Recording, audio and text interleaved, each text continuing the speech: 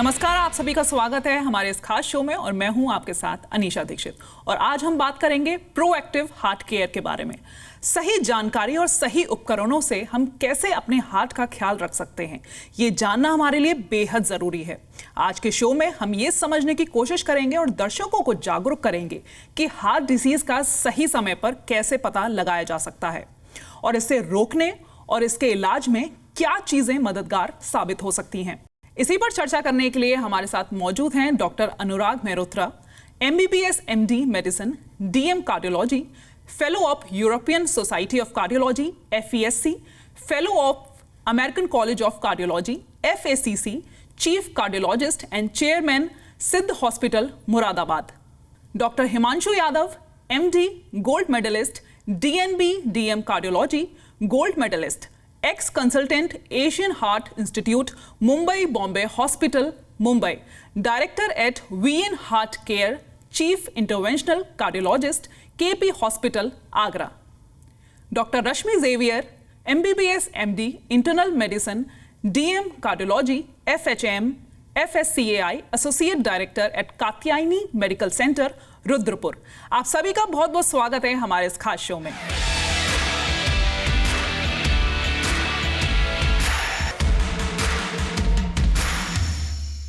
Doctor अनुराग, सबसे पहला सवाल मैं आपसे जानना चाहूंगी, हेल्दी हार्ट के कौन से फंडामेंटल्स हर किसी को जानने बेहद जरूरी हैं और ये हार्ट की केयर के लिए कितने इंपॉर्टेंट है, ये आप हमारे दर्शकों को बताएं।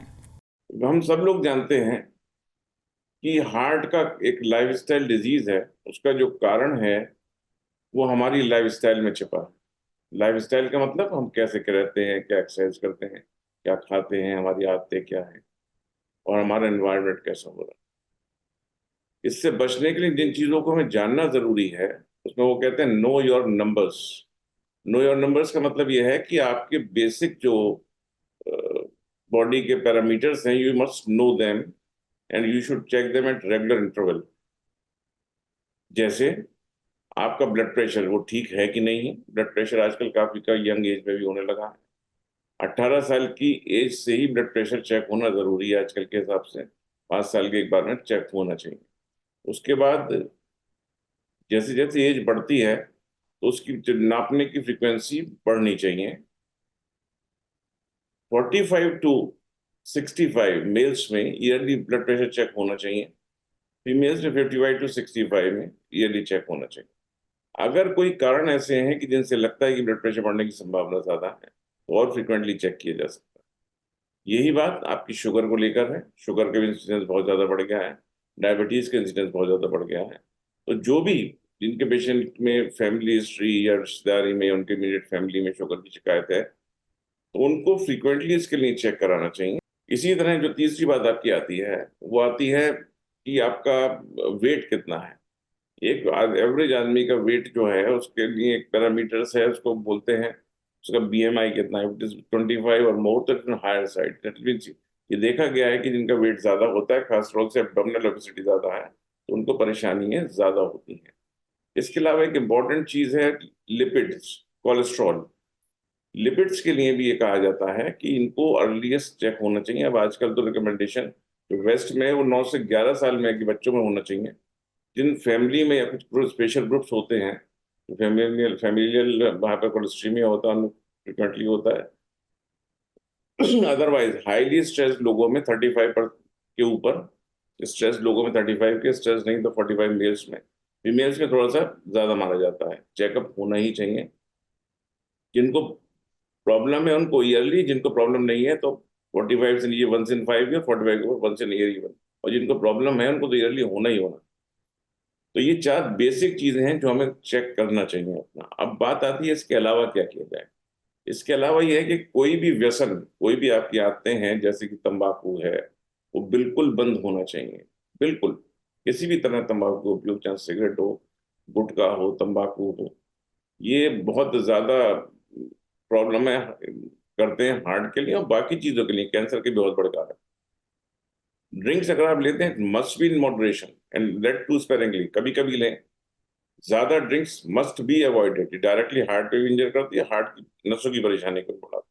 इसके बाद अगर हम आते हैं तो अपने खान पान पर कि हमें क्या खाना है, क्या पीना है। Processed food, ultra processed food, बाहर का खाना मस्ट बी अवॉइडेड। जितने भी आपके नमकीन हैं, जिस तरह के जो बार बार तल के बनाए जाते हैं, इस तरह की चीजें होती है, वो भी उस कैटेगरी में आते हैं जिसमें ट्रांस फैट पैदा होते हैं। It must be avoided. खाना सिंपल सादा, जो अपनी traditional diet, that's a very good diet. Fibre containing foods, fresh food हो, फाइबर उसमें ऑप्टिमल कंटेंट हो, फैट कंटेंट ज्यादा ना हो, एटलीस्ट जो ट्रांस फैट वाला है, इस तरह का जो है वनस्पति टाइप चीज बिल्कुल नहीं होनी चाहिए। घी को बार बार उपयोग वाले वाला नहीं होना चाहिए। Edible oils, almost all oil is okay, but amount should be limited. Even desi ghee we can take not more than 5 gram a day, इतना चल जाएगा, उसमें परेशानी नहीं है। लेकिन किसी उसका उपयोग किस तरह से किया जा रहा है, उसकी इंपॉर्टेंस है। हफ्ते में 5 दिन 30 मिनट के लिए ब्रिस्क वॉकिंग करते हैं। ब्रिस्क वॉकिंग का मतलब होता है आधे घंटे में 3 किलोमीटर हो जाए, तो that is sufficient. If you want alternate, you can do high intensity exercise for 75 minutes only for a week, in a week only, 10 minute के लिए, दैट विल सफाइस। बाकी अगर आप चाहते हैं तो रेजिस्टेंस एक्सरसाइज भी थोड़ा कर सकते हैं। एक्सरसाइज अपना पूरा अलग विषय है, तो उसमें जा सकते हैं, वो कर सकते हैं।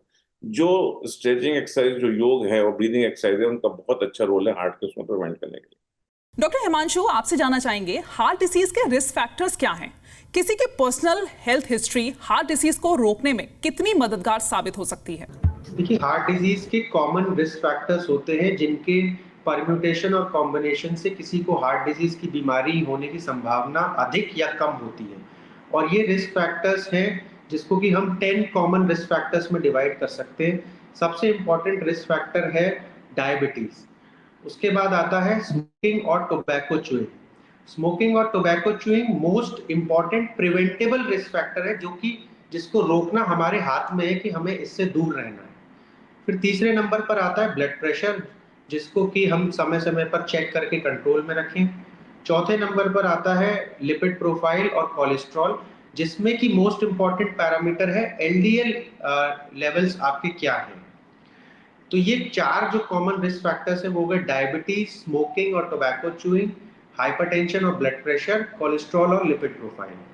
इसके बाद फिर हमारा आता है ओबेसिटी और ओवरवेट, फिर लैक ऑफ फिजिकल एक्सरसाइज, फिर हमारा आता है स्ट्रेस लेवल्स अगर हमारे हाई हैं तो भी वो हार्ट डिजीजेस के लिए एक रिस्क फैक्टर होता है। देन हमारी age itself is a risk factor, जो कि हमारे हाथ में नहीं है, नॉन प्रिवेंटेबल है। जैसे जैसे एज बढ़ती है हार्ट डिजीजेस की संभावना बढ़ती है। And then we have dietary habits में if we consume more of carbohydrates and fats, तो फिर हार्ट डिजीजेस की संभावना बढ़ जाती है। और फाइनली जो 10th रिस्क फैक्टर है वो हमारे हाथ में नहीं है, वो है जेनेटिक और familial tendency to have heart diseases. तो to summarise 10 common risk factors हैं हार्ट डिजीजेस के, जिसमें आता है डायबिटीज, स्मोकिंग और टोबैको च्यूइंग, हाइपरटेंशन और ब्लड प्रेशर, कोलेस्ट्रॉल और lipid profile, then overweight, obesity, then lack of physical exercise, stress, dietary habits, and then familial or genetic tendency. Doctor Rashmi, आप बताइए हार्ट डिसीज का जल्दी पता लगाने के लिए कौन से डायग्नोस्टिक टेस्ट उपलब्ध हैं और किस उम्र से रेगुलर स्क्रीनिंग शुरू हो जानी चाहिए? हमारे इंडियन पॉपुलेशन में ये बीमारी बहुत जल्दी आ जाती है, इस वजह से हमारे स्क्रीनिंग बहुत ज़रूरी है कि हम थोड़ा जल्दी स्क्रीनिंग शुरू करें। 40 साल के बाद रूटीनली एटलीस्ट एवरी 3 इयर्स बिना कोई प्रॉब्लम के भी हमें अपने जांच कर लेने चाहिए। नहीं तो कभी भी आपको कोई तकलीफ हो रही है, जैसे सांस की दिक्कत या घबराहट या सीने में कोई बेचैनी, कोई उलझन, हाथों में दर्द आना, जबड़े में दर्द फैलना, घबराहट होना, उसके साथ कभी भी बेहोशी की हालत आना, इस कंडीशन में आपको अपनी एक बार हार्ट की चेकअप करा लेना चाहिए। सबसे ज़रूरी टेस्ट, जो सबसे साधारण टेस्ट सब जगह अवेलेबल है, वो है ईसीजी, इलेक्ट्रोकार्डियोग्राफी, जो बेसिकली आपकी धड़कन के लिए, आपके हार्ट अटैक्स के लिए और प्लस आपकी कोई हार्ट ब्लॉक्स, कंडक्शन प्रॉब्लम्स हो रही हैं हार्ट में, वो सब की जानकारी आपको ईसीजी में भी मिल सकती है। पर एक चीज़ आपको समझना चाहिए कि हर पेशेंट में लगभग 50% लोगों में ही ये बीमारियां ईसीजी में पता चलती हैं। 50% लोगों में, क्योंकि ये बीमारी हमेशा कंटिन्यूअसली नहीं रहती है, कभी नॉर्मल हो जाता है पेशेंट, तो आपका ईसीजी नॉर्मल भी मिल सकता है। इसका मतलब नहीं है कि आपको हार्ट की प्रॉब्लम नहीं है। आपको नेक्स्ट टेस्ट पे जा सकते हो जो इकोकार्डियोग्राफी होती है, जिसमें बेसिकली आपके हार्ट का फंक्शनिंग, आपकी वैल्व्स का स्ट्रक्चर, आपकी हार्ट का मसल्स का क्वालिटी, वो आपको इकोकार्डियोग्राफी में क्लियर हो जाता है। इससे ऊपर जो टेस्ट होते हैं वो है एंजियोग्राफी। 2 किस्म के एंजियोग्राफीज होते हैं, एक सीटी स्कैन जो बेसिकली नॉन इन्वेसिव की तरह होता है। आप बस एक स्कैन कर लो अपने बॉडी का, जिससे आपको एटलीस्ट अपने कैल्शियम स्कोर्स पता चल जाते हैं और ब्लॉकेजेस का कुछ अंदाज मिल जाता है। पर अगर इसमें कोई ब्लॉकेजेस आते हैं तो आपको एक स्टैंडर्ड, गोल्ड स्टैंडर्ड जो टेस्ट है वो है कोरोनरी एंजियोग्राफी, जो कैथीटर रिलेटेड होता है, जिससे आपकी basically exact percentage wise blockage तीनों नसों में मिल जाता है, ताकि आपको आगे का प्लान कर सके कि क्या इलाज होना चाहिए। इसके अलावा और भी टेस्ट होते हैं, जैसे होल्टर होता है जो धड़कन की रिकॉर्डिंग करता है, और भी बहुत सारे टेस्ट हैं, पर ये बेसिक इन्वेस्टिगेशंस होते हैं। डॉक्टर अनुराग, हार्ट डिसीज की रोकथाम के लिए स्टैटिन्स एंड एस्पिरिन का क्या रोल है और हेल्थ स्ट्रेटजीज में इन्हें कैसे इंटीग्रेट किया जा सकता है? स्टैटिन इस समय सबसे ज्यादा यूज होने वाली दवा है, ऑलमोस्ट 20 करोड़ से ज्यादा लोग यूज कर रहे हैं इस चीज को। And it has been established role, both इसका रोल जो है प्रिवेंशन, डिजीज से बचने, और जिनको बीमारी है उसके बीमारी को प्रोग्रेशन को रोकने में है। इसमें कोई रोल नहीं है। बीच बीच में तरह तरह की वो न्यूज आती रहती है, खासतौर से व्हाट्सएप यूनिवर्सिटी टाइप की चीजों में। इट हैज नो जो सब्सटेंशिएशन, जितनी इधर की रिपोर्ट आती है इससे नुकसान होता है, लिवर खराब होता है, पता खराब होती है, शुगर बढ़ जाती है, ऐसी बातें होती हैं। मिनिमल उसमें है कि थोड़ा बहुत होता है, लेकिन जो बेनिफिट है स्टैटिन थेरेपी का, it outweighs in lot as compare to any side effect. किसी को कोई साइड इफेक्ट है तो शुड रिपोर्ट टू डॉक्टर, और it has got definite role. With regard to aspirin जिसमें हाई रिस्क इंडिविजुअल्स हैं, जिनमें 2 या सुपर रिस्क फैक्टर्स हैं, एस्पिरिन इज इंडिकेटेड। लेकिन at the same time aspirin is not a very safe drug. तो जिन लोगों में कोई एलर्जी की बात है या ब्लीडिंग टेंडेंसीज हैं या जिनकी एज बहुत ज़्यादा है, तो उन लोगों को इससे थोड़ा सा बचना चाहिए। इससे चाहे ब्लीड होने के, बाकी जगह ब्लीड होने के चांसेस होते हैं। डॉक्टर हिमांशु, हार्ट डिसीज की रोकथाम के लिए किसी को अपने लाइफस्टाइल में क्या बदलाव करने चाहिए, क्या सलाह देंगे आप? देखिए, जो रिस्क फैक्टर्स होते हैं हार्ट डिजीजेस के, उन्हीं को 1 बाय 1 कंट्रोल करना ही एक हेल्दी डाइट और लाइफस्टाइल होती है। फॉर एग्जांपल, जैसे मैंने बताया कि स्मोकिंग और tobacco chewing is the most important preventable risk factor, तो इसके किसी भी तरह के सेवन से दूर रहना, ये एक इंपॉर्टेंट लाइफस्टाइल मेजरमेंट है हार्ट डिजीज से बचना। उसके बाद हमारा आता है कि शुगर, कोलेस्ट्रॉल और ब्लड प्रेशर, ये 3 चीजों को समय समय पर अपने डॉक्टर से चेक करवाना, और अगर बढ़ा हुआ है तो इसको नियमित रूप से अपने डाइट, लाइफस्टाइल या मेडिकेशन से कंट्रोल में रखना। उसके बाद आता है हमारा ओवरवेट या obesity and physical exercise.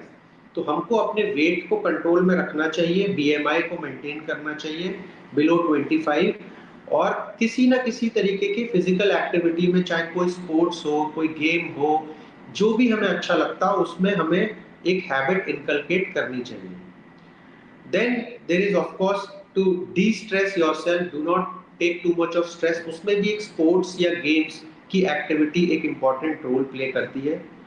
And then finally जो है हमारा डाइटरी हैबिट्स जो है, जिसको में हम ज़्यादा से ज़्यादा green vegetables, fruits, legumes, nuts और सैलेड्स, सूप्स, इनका प्रयोग अधिक करें। Fats, oils, carbohydrates, aerated drinks और बेकरी प्रोडक्ट्स, इनका प्रयोग कम से कम करें।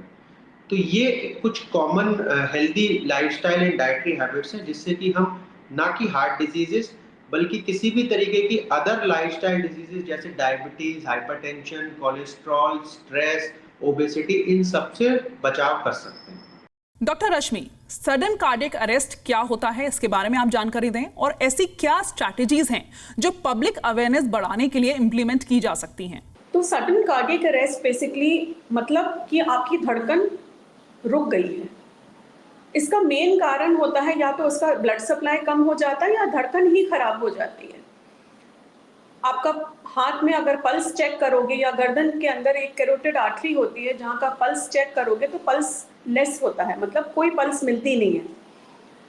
तो मैंने जैसे बताया है कि अगर आपकी खून की नसें अचानक चोक हो जाएं या ब्लॉक हो जाएं या हार्ट अटैक हुआ, उसके कारण भी आपकी सडन कार्डियक अरेस्ट हो सकता है, या आपकी धड़कन खराब होना, या तो बंद होना या एकदम खराब धड़कन पैदा होना।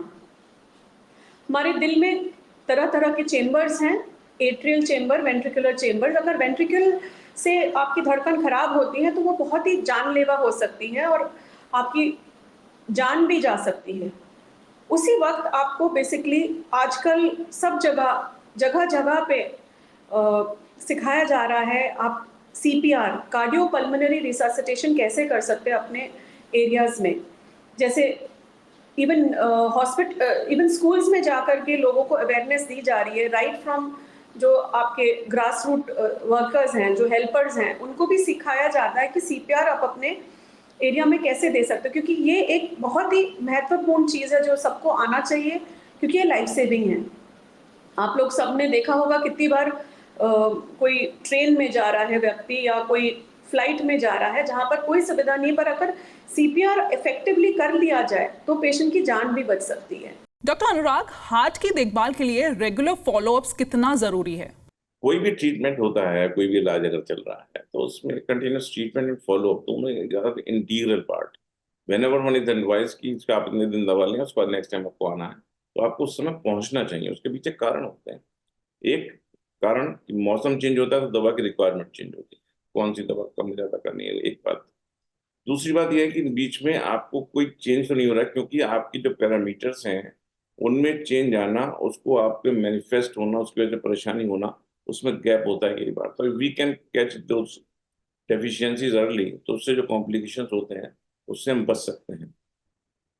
तीसरी बात क्या है कि जो जिस तरह का एडवाइस किया जाए कि ऐसा करना है तो वन मस्ट डू दैट। एक बड़ी अलग किस्म की टेंडेंसी आपने बात कर दी फॉलोअप चेकअप की, आजकल हो गई है कि जो लैब, प्राइवेट पैथोलॉजी लैब्स आ गई हैं, वो तरह तरह की एडवर्टाइजमेंट निकलवा के फुल बॉडी चेकअप और दिस बॉडी चेकअप, इस तरह की चीज़ें। वो एक उससे बचना ज़रूरी है कि वो जो रिपोर्ट्स हैं वो आपके लिए रेलिवेंट हैं या नहीं है। रिपोर्ट का क्या मतलब है, it has to be interpreted by a doctor, not by the patient himself या पर्सन हिमसेल्फ। कई बार ये होता है आपने उसने रिपोर्ट कराई, उसमें सब सही लिखा हुआ है, उसके मैं सब कुछ ठीक हूँ, जबकि ऐसा नहीं है। हम कई बार अक्सर देखते हैं परेशानी होती है, वो बोलते हैं हमने पूरी जांच करा के देखी थी। जांच कराने का कोई मतलब नहीं, regular follow with the consultant you are under is must. Doctor Himanshu, medical technology काफी एडवांस हो चुकी है, तो हार्ट डिसीज से बचने और हार्ट की रेगुलर मॉनिटरिंग के लिए मार्केट में उपलब्ध डिवाइसेस कितनी मददगार साबित हो सकती हैं? देखिए, आज भी हार्ट डिजीजेस से जब हम बचाव की बात करते हैं तो हमारी मेडिकल साइंस चाहे कितनी भी एडवांस हो जाए, but the rules are very simple for prevention of heart diseases, जो कि मैंने अभी बताया कि healthy diet, healthy lifestyle, regular checking of sugar, cholesterol and blood pressure, that is just enough. किसी भी तरीके के टोबैको कंजम्पशन से दूर रहना, अपने वेट को कंट्रोल करना, डेली एक्सरसाइज करना, शुगर, बीपी, कोलेस्ट्रॉल, स्ट्रेस को कंट्रोल करना, बस एक ये बेसिक रूल्स है आज भी, even after all the advancements, to prevent heart diseases.